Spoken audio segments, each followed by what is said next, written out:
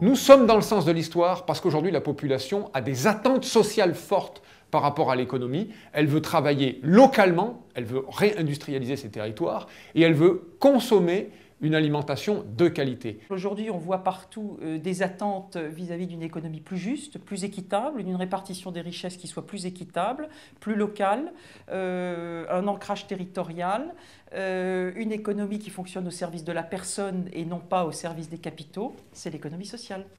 Nous sommes dans le juste, parce qu'il est totalement injuste de concevoir que 10 à 15% de la population française, pour ne prendre que celle-là, soit véritablement une population qui est sacrifiée au profit des 75 ou 80% restants. C'est absolument insupportable, intolérable. C'est culturellement, j'allais dire, un contresens à tout le développement qu'on peut avoir depuis plusieurs décennies.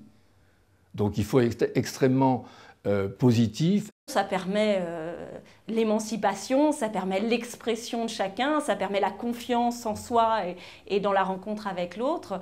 Ça permet le vivre ensemble plutôt que d'être dans une concurrence. Si on retirait l'économie sociale et solidaire de la société aujourd'hui, on retire les initiatives citoyennes sur l'économie. Et donc il n'y aurait plus de garde-fous, il n'y aurait plus de barrières à une société de l'économie de marché totalement généralisée, de l'hyperconsommation avec des impacts sociaux et environnementaux absolument colossaux.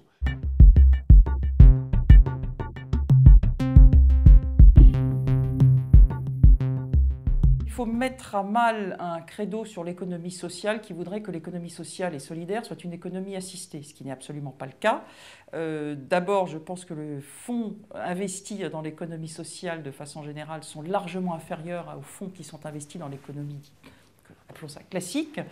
Et ensuite, de nombreuses de nos structures ne vivent absolument pas de fonds publics et sont des entreprises qui vivent de leur activité économique.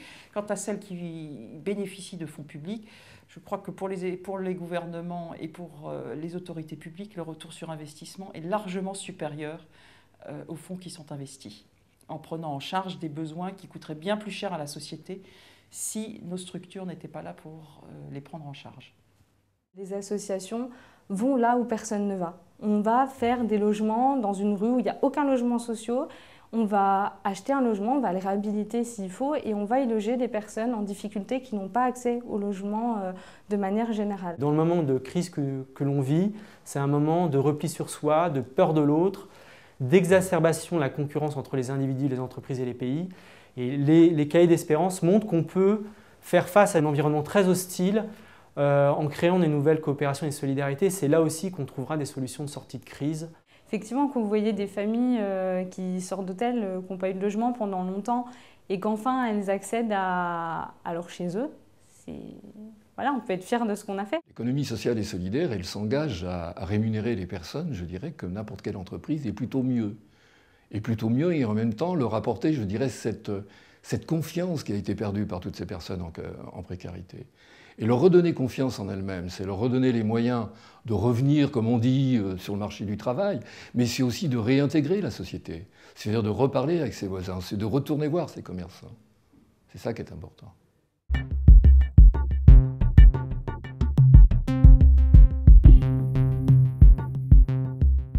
Je trouve que quand on se préoccupe de dignité humaine, qu'on se préoccupe d'émanciper, d'aider les gens à s'émanciper, d'éduquer, je trouve que forcément on est fier, quoi. C'est-à-dire que quand on considère que tout d'un coup on est plus dans le partage, que l'homme n'est pas forcément un loup pour l'homme et qu'on a comme ça un respect mutuel, qu'on aide à avoir des visions du monde un peu différentes parce qu'on aura des artistes qui vont nous apporter ça, forcément oui, on est fier. Ouais.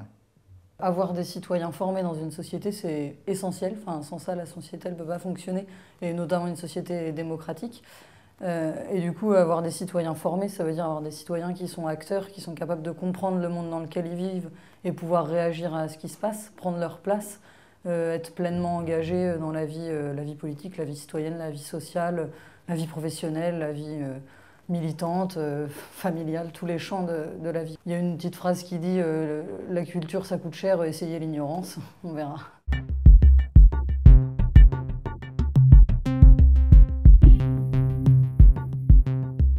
Les les acteurs de la finance solidaire font la preuve par l'exemple qu'une autre finance, qu'une finance plus humaine, une finance plus responsable, est possible, existe et est efficace. Et par là, par leur action, l'idée c'est d'influencer pour améliorer les circuits classiques de la finance traditionnelle. Nous sommes la démocratie dans l'économie, ce qui fait exister l'idée de démocratie dans l'économie, et ce qui fait exister l'idée que les citoyens peuvent agir sur l'économie, qu'il n'y a pas de fatalité économique, et qu'on peut encore agir sur l'économie, qu'elle ne nous échappe pas. Et ça, c'est un enjeu politique aujourd'hui très important, si on ne veut pas que les citoyens se détournent définitivement de la politique et certainement de la démocratie.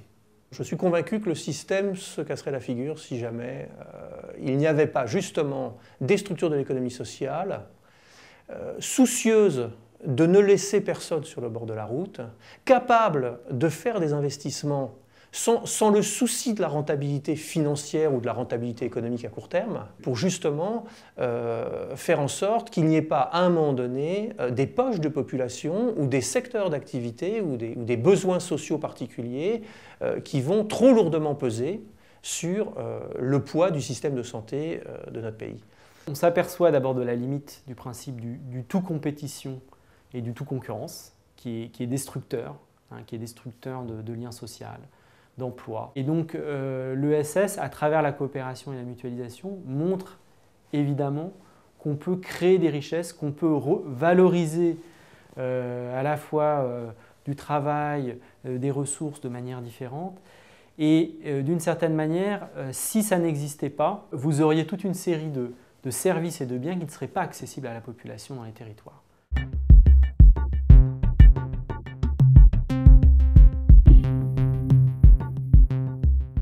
L'économie sociale et solidaire est une pépite sur laquelle nous sommes assis. Nous avons une véritable mine d'or entre les mains. À nous de la faire vivre, de la faire évoluer et de la faire mieux connaître et mieux comprendre pour qu'elle grandisse et se développe. Ce que nous faisons, personne d'autre le fera.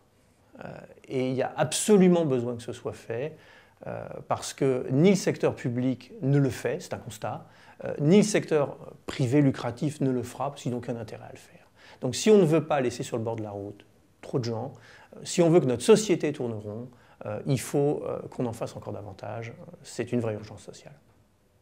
On voit aujourd'hui qu'il y a une vraie prise de conscience des citoyens de la nécessité d'une économie plus humaine, d'une attente vive de la société, de rendre l'économie aux citoyens.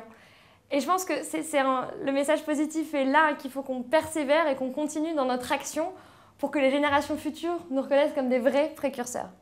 Et je pense qu'on finira par convaincre l'ensemble de l'administration, des pouvoirs publics, et puis l'ensemble des Français que la notion de solidarité, c'est quand même un mot central, je dirais, de la vie en société, de la vie partagée, tout simplement.